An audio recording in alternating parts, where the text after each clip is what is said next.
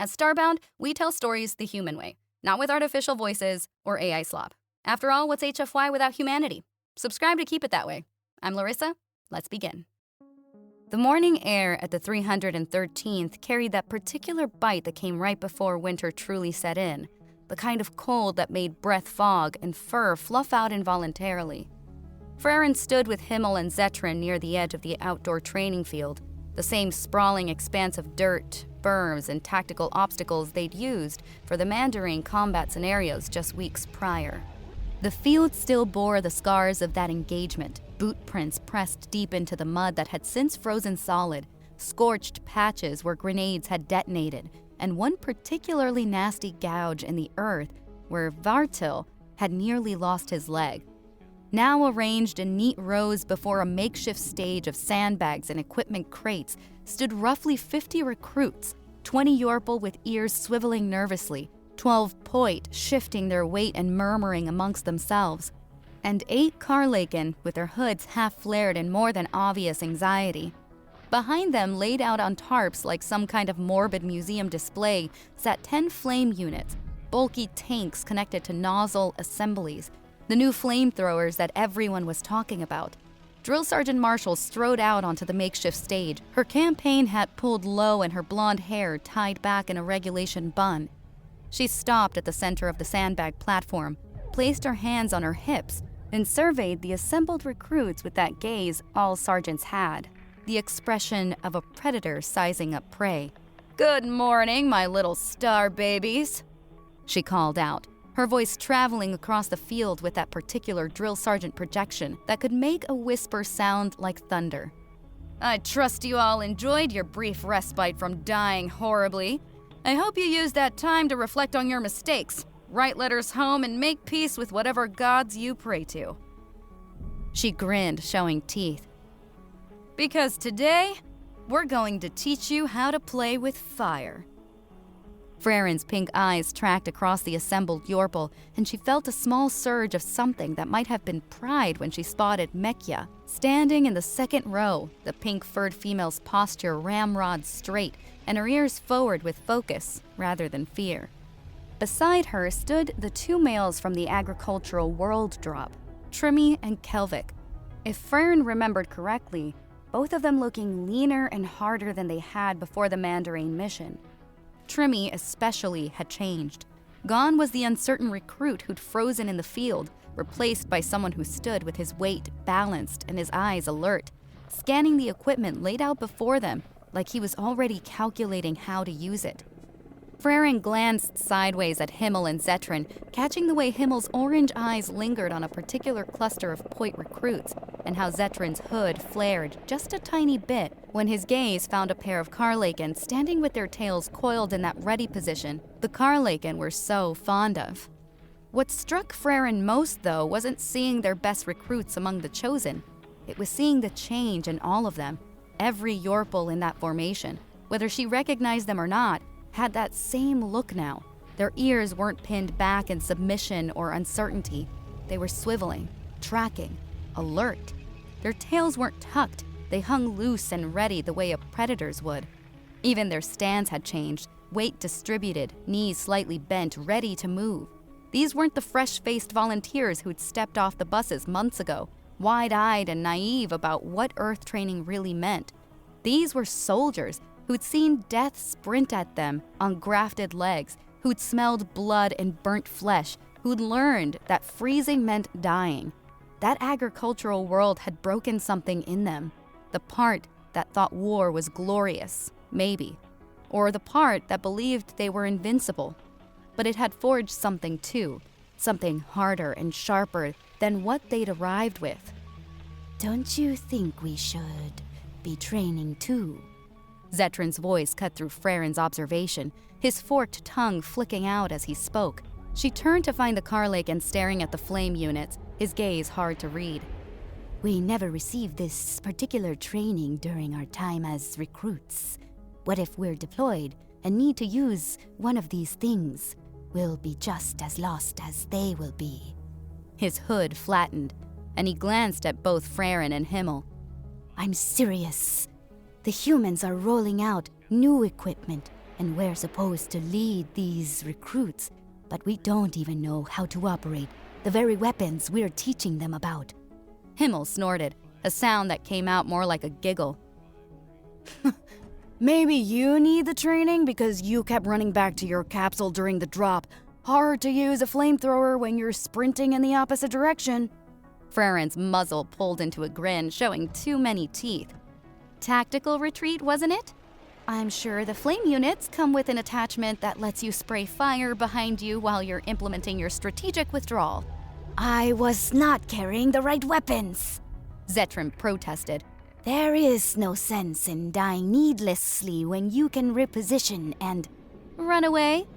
Frairen interrupted, her tail swishing behind her in amusement. The word you're looking for is run away, Zetrin. It's okay, we all saw it. Multiple times. You got very good at it, actually. Zetrin's hood vibrated with indignation, and his forked tongue flicked out rapidly. You two are never going to let me forget that, are you? Never. I could save both your lives in the next drop, and you'd still bring up the capsules. Probably, Himmel admitted, though his tone shifted, losing some of its teasing edge. He crossed his arms and actually looked at the flame units with a more critical eye. But he's not wrong about the training, Frairen. These things are new. Command wouldn't be rolling them out if they didn't think we need them against the Mandarin. He glanced at her, his orange eyes serious now. Do you think we should be learning this too? I mean, we're supposed to know what we're teaching, right?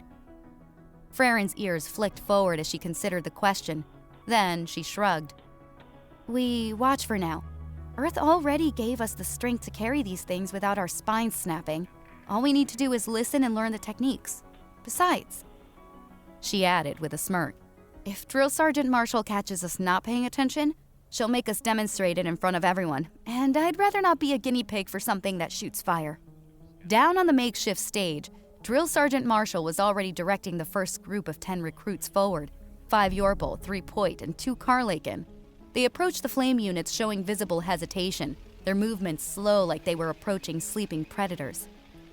All right, my little pyromaniacs in training, Marshall called out, gesturing to the fuel canisters arranged beside each unit. First things first, fuel. This isn't your standard combustible liquid. This is a human special, a gel-based mixture that burns hotter than most plasma rounds you've seen in the field.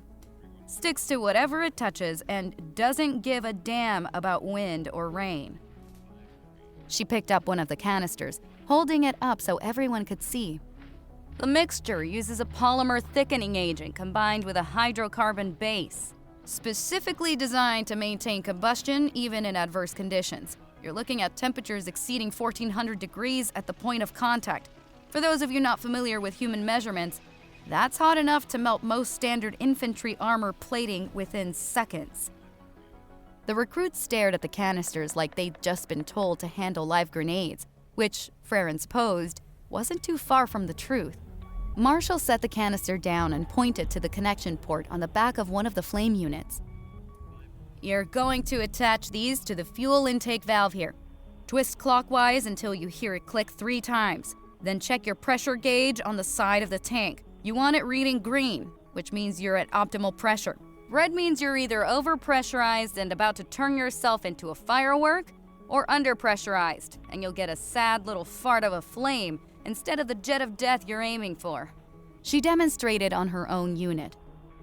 Once it clicks, you pull the safety pin here, prime the ignition switch, and you're ready to bring the wrath of God and all his fiery angels down on whatever poor bastard is standing in front of you.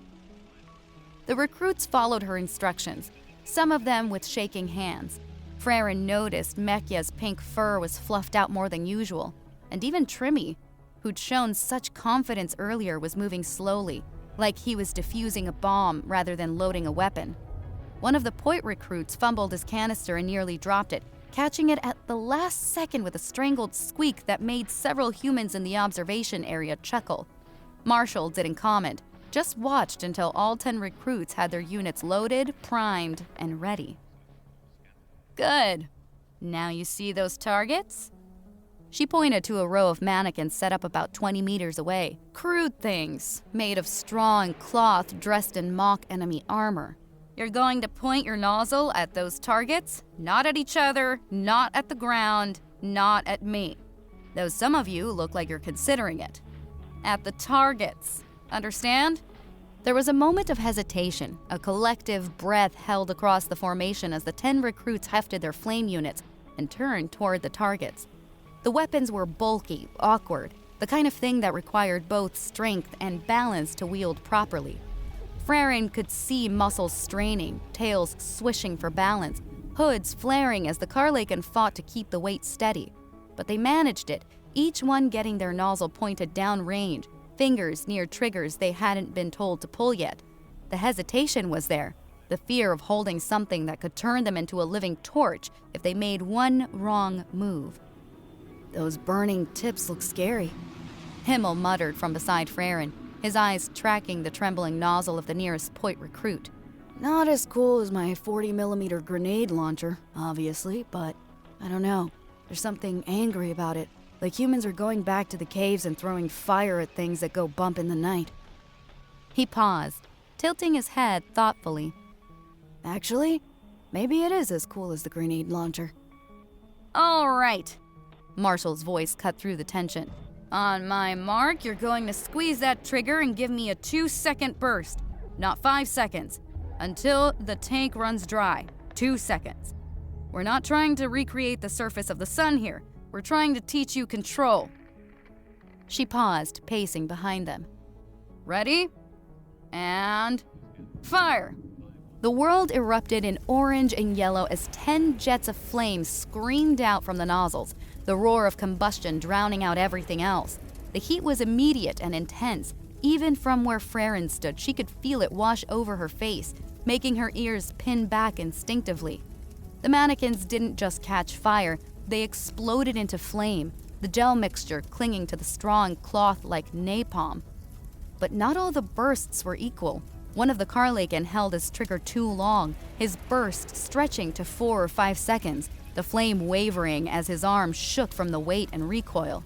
A Yorpal jerked her nozzle downward at the last second, her burst arcing and scorching the dirt beside the targets, and one of the point, Frairen couldn't tell which one from this distance, released his trigger too early, managing barely a 1-second sputter that left his target only half ignited.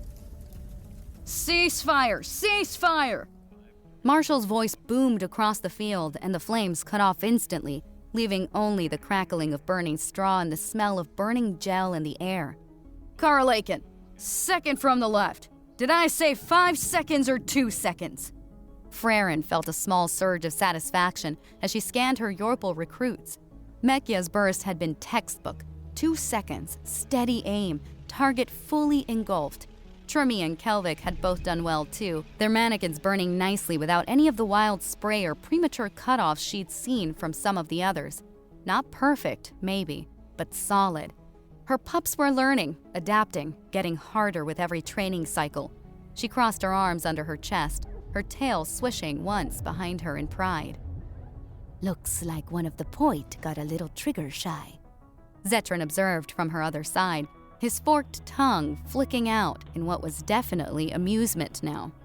What was that, Himmel? Half a second? I'm surprised the target even noticed. His hood flared as he turned to look at the point. Perhaps you should spend less time praising your grenade launcher and more time teaching your recruits how to hold down a trigger. Himmel opened his mouth. Frairen recognized he was about to comment again about capsules and tactical retreats, but Drill Sergeant Marshall's voice cut across the field before he could get a word out.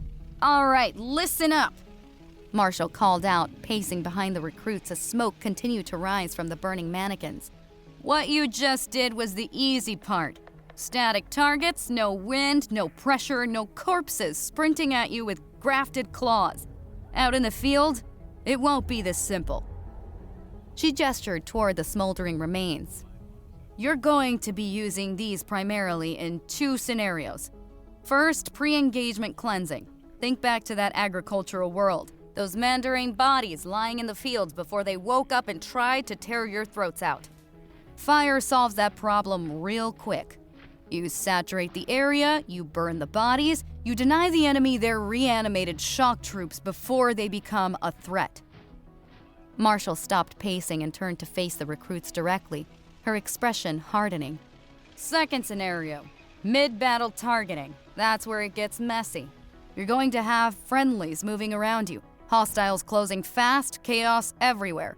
One wrong burst and you've just turned your squad mate into a torch, and trust me, that's a mistake you only make once because nobody will ever let you forget it, assuming you survive the ass-kicking your surviving squad mates give you.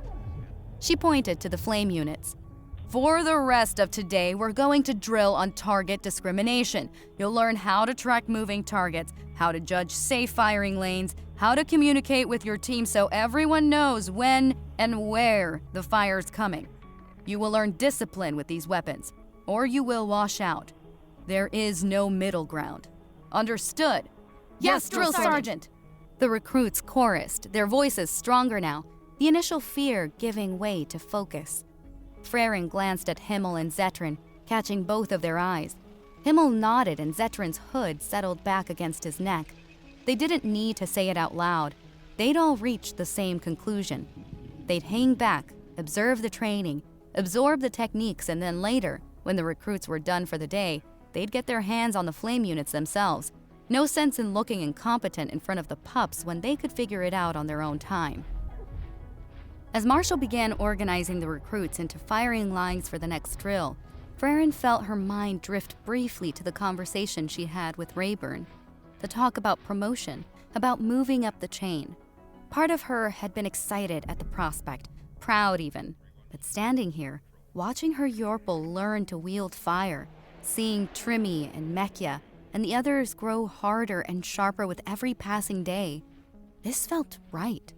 This felt like where she belonged, not behind a desk, not in some command tent, but here in the dirt and the smoke, teaching the next generation of Kauai how to survive. Maybe promotion would come eventually, maybe it wouldn't. But right now, in this moment, Frairen was exactly where she needed to be. Even if it was just a feeling, it was a good one. Miss Rimiki sat alone at her small kitchen table, the morning light from the HAB unit's viewport just bright enough to make the room feel pleasantly warm. Caden had left early for the engineering bay, something about a life system malfunction in one of the stations that required his attention at 0500 hours, and the absence of his presence made the space feel larger than it actually was. She cradled a cup of dark roast coffee between her clawed hands, the bitter aroma curling up to her nostrils as she took a slow sip, savoring the way the caffeine began to chase away the lingering fog of sleep. On a plate beside her sat 3 sandwiches, thick slices of bread layered with cheese, vegetables, and some kind of human deli meat that Caden insisted she try. She'd eaten one already, working through it methodically while her mind turned over the day's lesson plan. Today's class would cover human military structure and the controversial topic of integration policies within the Confederation military forces. It was a delicate subject, one that would inevitably lead to questions about the Yorpal recruits who died on that agricultural world, about Frairen and the Kauai warriors pushing boundaries that made the elders back on Dagmar Prime bristle. Miss Rimiki took another bite of her sandwich, chewing slowly as she mentally rehearsed how she'd frame the discussion. But underneath the focus, there was something else, a quiet satisfaction, a sense of finally feeling like herself again. The interrogation incident with Turin had rattled her more than she'd admitted to anyone, even Caden. The way that Mandarine's mind had fought back, the burn of his memory searing through her fronds, the residual ache that had lingered for weeks afterward. It had shaken her confidence in ways she hadn't expected. She'd spent days feeling fragile, vulnerable, like her mind was a cracked vessel that might shatter at the slightest pressure. And even now, there was still a nagging feeling that something was still not right, even though her fronds no longer ached when she touched them. Miss Rimiki was about to push that nagging feeling aside and bring the dark coffee to her lips when reality shattered like glass around her. The kitchen dissolved, the viewport's pale light bleeding away into darkness, and suddenly she was standing in a narrow passage. Everything was dark, oppressively, suffocatingly dark. and she knew with a bone-deep certainty that somehow she was inside a memory from Turin. But something was wrong, terribly wrong. She couldn't move back to her kitchen, couldn't pull herself out of the vision the way she should have been able to. It was as if invisible chains had locked her in place, forcing her to watch, to experience, to witness whatever horror the remains of Turin's fractured mind wanted to show her.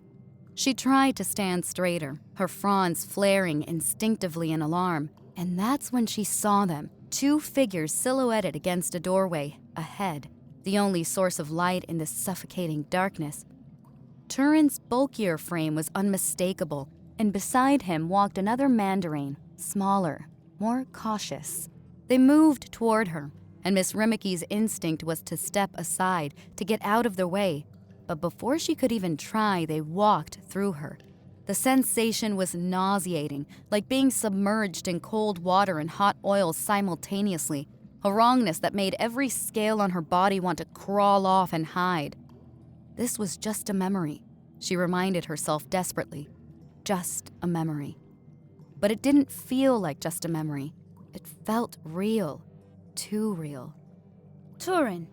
A voice called out from deeper in the passage, and Miss Rimiki's entire body went rigid. She knew that voice, would recognize it anywhere after what she'd seen in the interrogation. Zumir, the Mandarin priestess, the one with the stolen Zumra fronds grafted onto her skull like some kind of blasphemous crown. The narrow passageway suddenly erupted with light, and Miss Rimiki had to shield all four of her eyes against the glare.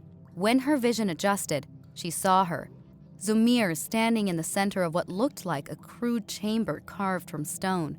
The priestess had her arms extended to both sides in a gesture of welcome or presentation, and that same disturbing smile was plastered across her face.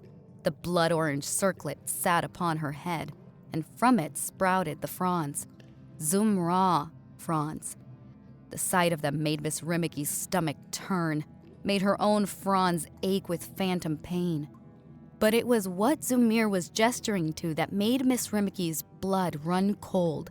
Attached to the walls on both sides of the passage were rows of giant spider-like insects, their bodies easily the size of a human, or perhaps larger. Their abdomens were swollen and distended, white and opaque in a way that looked diseased, unnatural, as if something was growing inside them, gestating, waiting. The creatures didn't move, but Miss Rimiki could see their legs moving beside them, could hear their mandibles opening and closing. "Behold," Zumir said, her voice dripping with reverence and madness, "the blessings of our gods, the gifts that will carry us to victory and rebirth."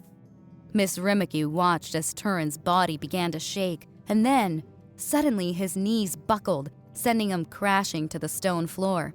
She couldn't tell if what she was witnessing was horror or some kind of religious awe. Turin's emotions were locked away from her, sealed behind barriers in the memory that she couldn't breach. Even though she was inside his recollection, there was a distance between them, fragments of his experience that remained hidden, inaccessible.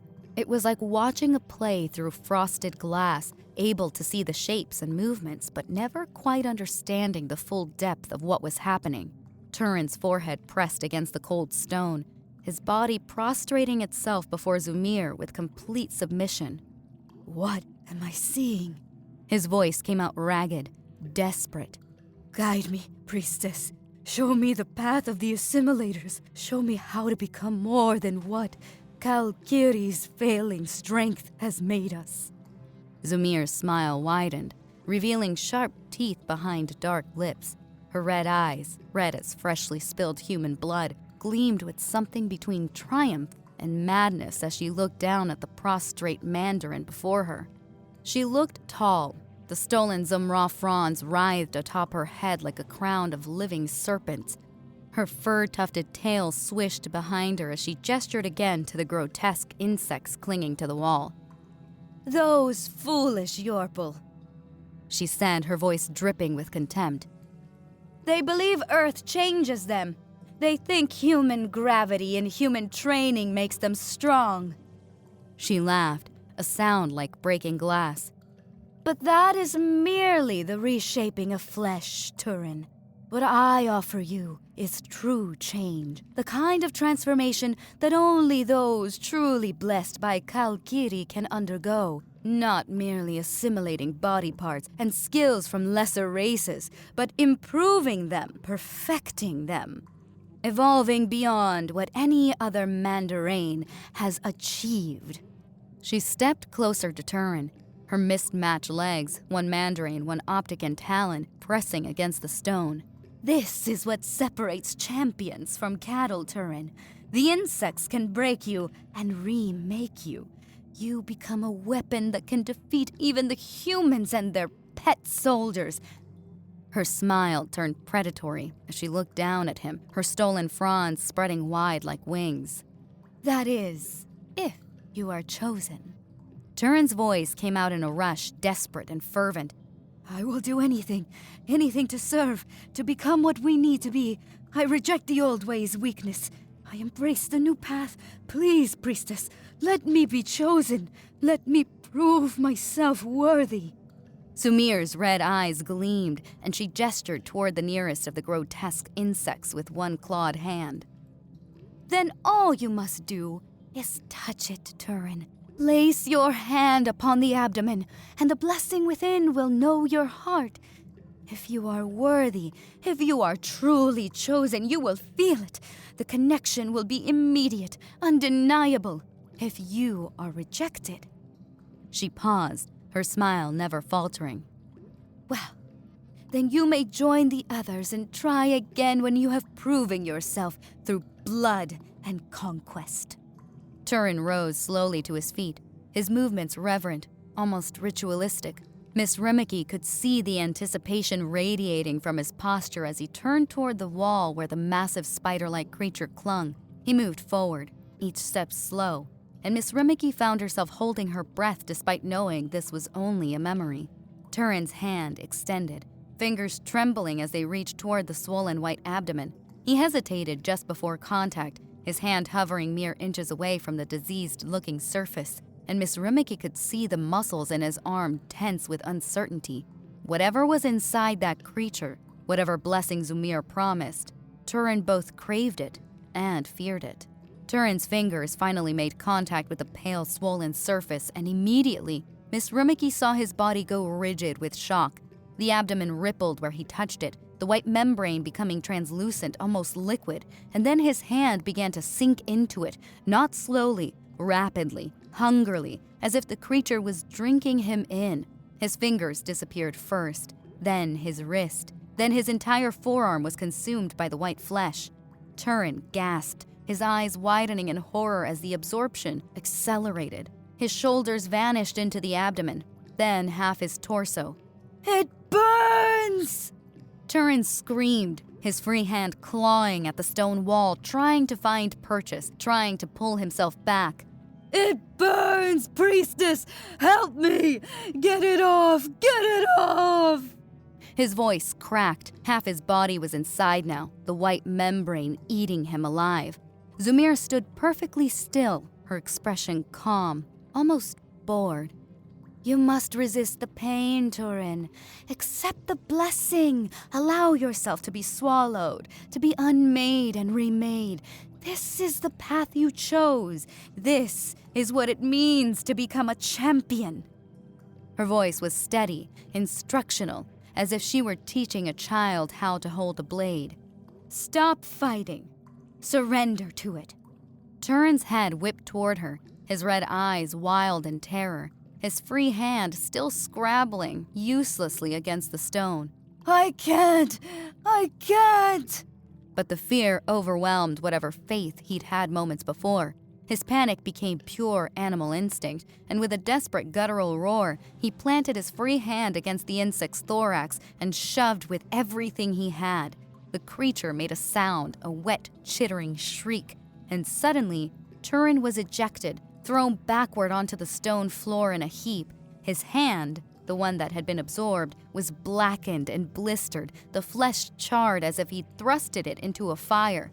He clutched it to his chest, gasping, tears streaming down his face. Zumir stared down at him, her smile gone. In its place was cold, cutting disappointment. "Weak," she said simply, her stolen fronds settling flat against her skull. "You are not chosen. You are not worthy." Miss Rimiki watched as Turin struggled to his knees, cradling his ruined hand against his chest. His voice came out weak, broken. What happens to me now, priestess? What do I do?"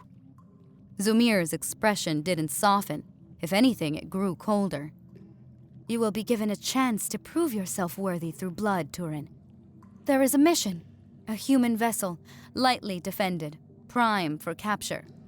The success rate is low, but if you survive, you will have earned another chance at the blessing." Her tail swished once behind her, dismissive. "Or you will die trying, and your failure will feed the Kalikiri's strength regardless." Miss Rimiki's fronds went rigid as the memory clicked into place. A mission with a low success rate, a Mandarin battleship assault. Turin had been sent on that mission, the one where Frairen's third company had harpooned their way into the vessel, where Turin had been captured during the fighting and brought back as a prisoner, where she had broken his mind open during interrogation, and he had died like that. The mission had been unsuccessful, completely, utterly unsuccessful, and Zumir had known it would be. She'd sent him to die, or worse, attack humanity with reanimated corpses. The last image Miss Rimiki saw before the memory released her made every scale on her body want to crawl away and hide. Zumir turned back to the giant insect, and she pressed her palm against the swollen white abdomen. The membrane moved, became translucent, and faces appeared within it. Mandarin faces. Not many. Pressed against the inside of that grotesque womb, their mouths open in silent screams or prayers, their eyes vacant and staring. Those who had accepted the blessing, those who had been absorbed and now were being unmade and remade. Those who would become champions. The sight sent a shiver down Miss Rimiki's spine that felt like ice water in her veins. Reality snapped back like a rubber band pulled too tight. Miss Rimiki gasped, all four of her eyes flying open as she found herself back in her kitchen. Her coffee cup tipped over and spreading a dark stain across the table. Her hands were shaking, her fronds in pain, and when she checked the chronometer on the wall, her stomach dropped. She was late, very late. Late enough that she'd have to skip class entirely. But as she stood on trembling legs, pushing herself away from the table, Miss Rimiki realized that didn't matter. Class could wait. Her students could wait. What she'd just seen, what Turin's broken, dying mind had shown her, that couldn't wait. She needed to contact human intelligence immediately, needed to warn them about what was coming. The flamethrowers they were rolling out, the new grenade launchers, the new training. It might not be enough.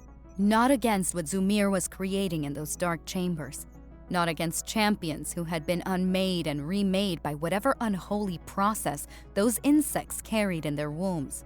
Earth needed to know, and Miss Rimiki needed to tell them before it was too late.